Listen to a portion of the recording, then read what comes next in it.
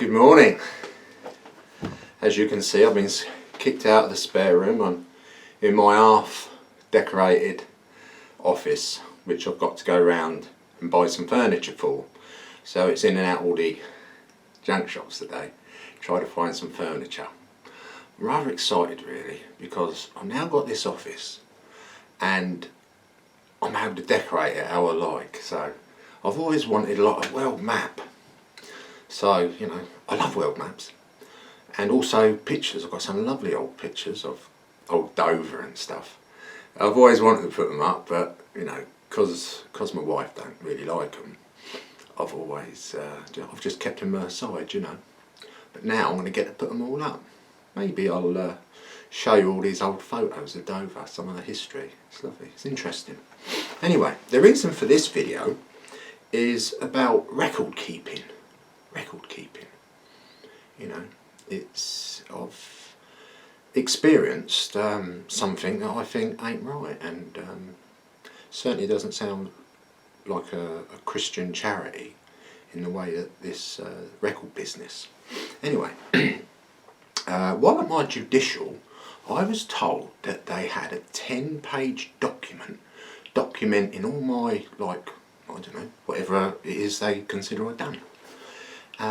I wasn't allowed to see this document, but he makes reference to it a couple of times at the judicial and at the appeal. And also, it sounds like the guys doing the appeal, the three elders, they had also seen this 10-page document about me. So I was really interested to see what they'd said, but you know, I can't. So anyway, under the freedom of information, I thought I'd be able to get it. So I applied to the congregation for my records. They writ back saying they wanted 10 quid for my records. It didn't matter that I'd been for over the last 25 years, had a regular standing order to the worldwide work. No, they still wanted their tenner for administration, which is perfectly legal, but it just seems a bit strange. When I showed other people, they couldn't believe it. Brothers and sisters couldn't believe that society wanted 10 quid off you, but they did. And I've got the letters, so I'll be photographing them or something, and as like evidence. What I'm saying isn't made up. Anyway, so I paid for the records. Yeah. So I've paid me £10, and what do I get? All I got was me congregation report, how many hours I've done, books I've placed, and my disfellowshipping, like record. It's got slander all crossed out and brazen conduct. Put it all on the internet, you'll see it. Anyway, so I looked through the shepherding book and I can't find anything about record keeping, you know, what they should do and what they shouldn't do. So apparently it seems that the elders, over a 3.5 year period, I know one particular elder, the ringleader, ringmaster, I like to call him, ringmaster of the circus. Anyway, this brother has been documenting all things about me. I don't know, maybe my comments or you know, whatever. But I've not been able to see it. It's weird, isn't it?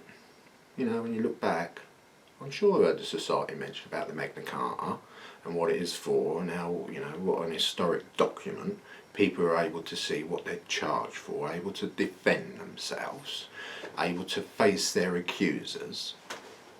That's all out the window, isn't it? They've got this 10-page document.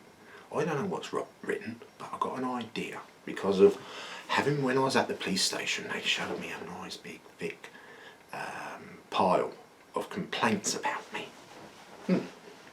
Anyway, while I was at the police station, I was shown a number of these complaints. He had a pile an inch thick. So one said that the wife of the sexual predator, well, she'd seen me in a supermarket, and unbeknown to me, she's gone up to the security guard and told him that she felt frightened and scared because I was in the shop, and I was this wicked awful man, and would he stand by her and make sure nothing happens. Anyway, I of course don't know anything about this. I'm just going about that's even if I was in the shop. I can't say for sure I was in the shop, because it wasn't until about 5 weeks later that I got to see, this pile of things. And the police told me. And apparently that's what they do. They can go up to a security guard, say these things, make a scene so it's remembered, and then go off and write a complaint about it. 5 weeks later I get asked, was I in this shop, and was I this, and was I that? I mean, it was like 5 weeks ago, was I in this shop at this certain time? Got the precise time and all that. Yeah. So, I don't think anybody would remember what shop they was in 5 weeks ago. I mean, when I go shopping, I like to go around all the shops, I've got the time. Anyway, so that's life. Anyway, it gives us a little glimpse of how they compile these complaints. Anyway, I've got another interesting little tale. Reported to the police. Yeah. Excuse my humming. So I couldn't account for certainty if I'd been in the supermarket or not. And I didn't see the sister. There hadn't been a scene. I mean, there had to been a scene there. Had they come up to me or something, of course I would have remembered it. The security guard had said something, or, an assistant, making these accusations that she's frightened of me in the shop. But had there been a scene, had I known about it, I probably would have remembered it. But, anyway, I digest. Events just do, yeah. And remember that this is a small town, Dover. It's got around about 90 publishers and their families. So, I'll bump into people in shops, and I'll probably in shops and don't notice people, but, it's a small town, there's a lot of witnesses. Anyway, I was telling a close friend of mine, nice old chap, young chap, he'd been working on the rack in town when one of the brothers who had been in the party came back and said he had to make a phone call. Well, my old mate said, what you got to make a phone call for? And he said he'd just seen me down the road, and he's got to phone the secretary, his father-in-law, so as he can make a record of it, precise time, and it can add to my 10-page document, probably about 12 or 13, 14, 15 pages long now. Anyway, so, my mate was amazed at that. So apparently what's been happening is that the secretary has asked ones in the congregation, his close network, his little clique, to, whenever they see me, they've got to write in and tell him, so as he can compile a complaint and send it to the police. And of course, when the police get, they get 20 odd complaints about a single person, of course they've got to do something about it, couldn't they? They'd be into all kinds of trouble, 20 complaints about an individual harassing and terrorising people. So that's what they've been doing. They've been phoning up every time they see me and, say something about me. And that's why I've been getting all this trouble from the police. I've seen it, each thing, all these different complaints about me. I made them feel scared. They see me and they felt scared. I would say if they see me, felt scared, probably their conscience, But, there you go. I digress. My mate. Yeah. I keep looking back to my notes, and I see I've already said it. So I'll have a look, read it, and then I have to find out where I am. So please excuse me about this complaints. Yeah. Right. From these. So. Of course, the police have to do something. Yeah, of course the police have to do something. Of course they do. 20 complaints. So, anyway, when I get all these from the defence lawyer, I shall show you them. because apparently all these complaints, although I have seen them and had them read to me in the police station, I haven't really had like hold of them. But I'm going to soon get them, because the defence, because I'm not quite sure I'm going to defend myself. Or I know a real good solicitor. There's a nice retired chap, and he does it like part time, and he seems to be really on the ball. So I might employ him. I'll just see if I can afford it first. So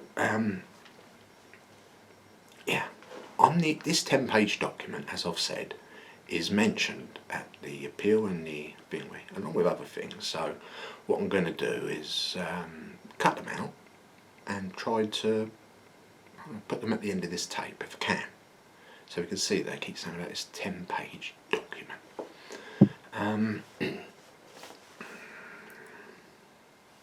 Oh, you had a nice experience with the policeman last time I went to the police station.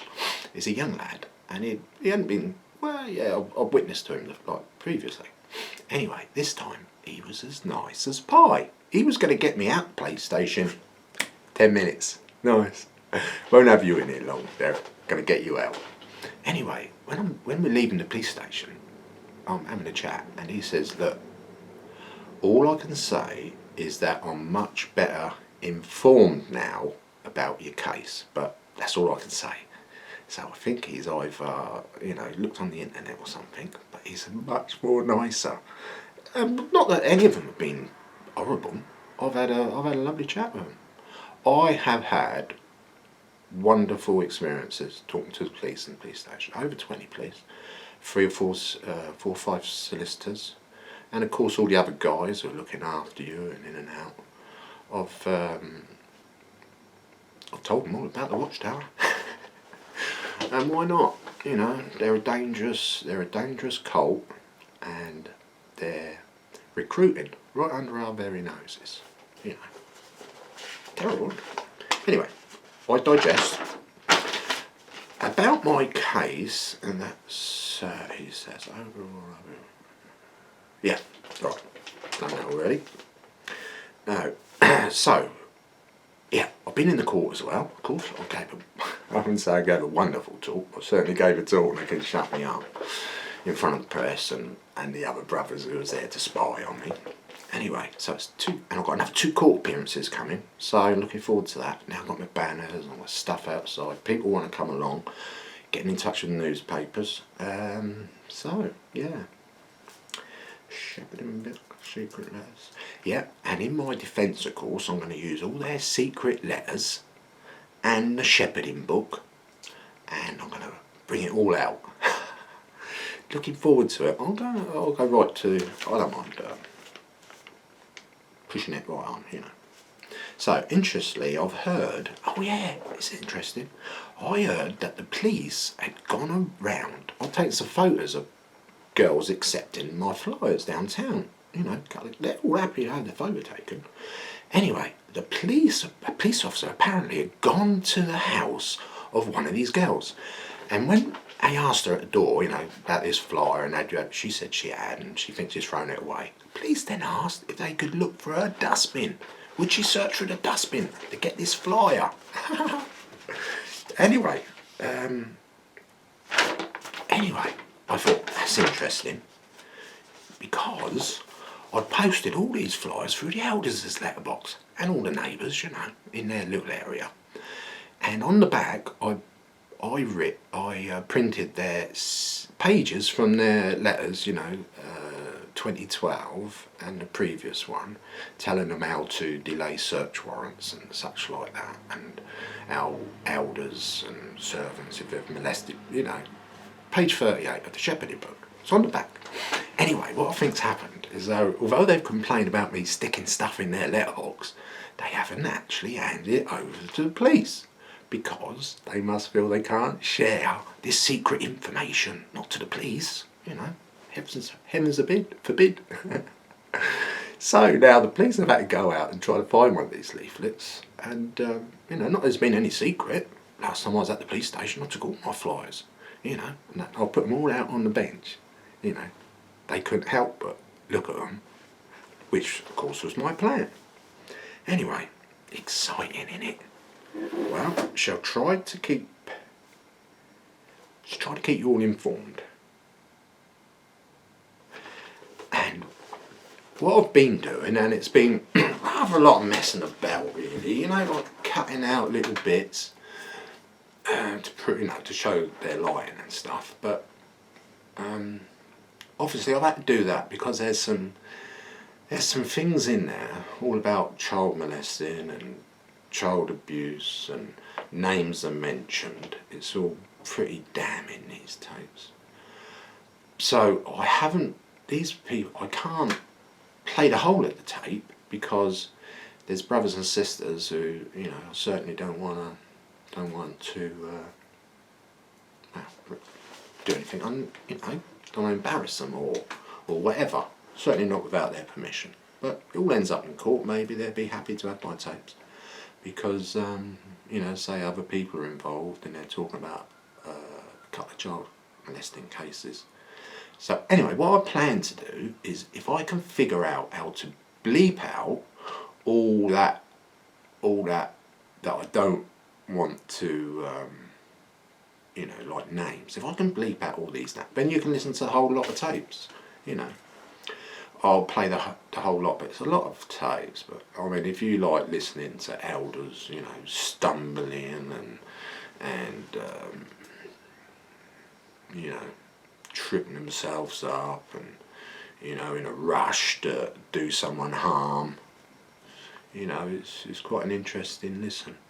But anyway, that's what we all got to look forward to. I've got lots ahead. I've got to paint the ceiling, I've got to get me furniture. So if you don't hear from me for a little while, you'll know that I'm busy just doing my office. And my ugly mug will be back on back with you very soon. So I hope you find this little tape a bit interesting. And I'm also in the middle of a project on a little bit about. I've been reading through some of the old books, and I've found a real interesting study article. It's about the way they treat shunned people, disfellowship people, and it also gives us a little insight on a different insight on the governing body and the anointed. I found really interesting, unless I've read it wrong, but I'm going to share it with you anyway. And I'm sure if I've done it wrong, someone will point it out to me, which is, you know, I don't mind that. That's, you know, so as to get it accurate. Anyway, it's all from the Society's books. So I'm going to try that. Having not tried that and seen how well other people do it, I thought maybe that might be interesting. Anyway, let's get on. So, bye for now. See you again with another dirty little tale of the Watch Our Barn Track Society.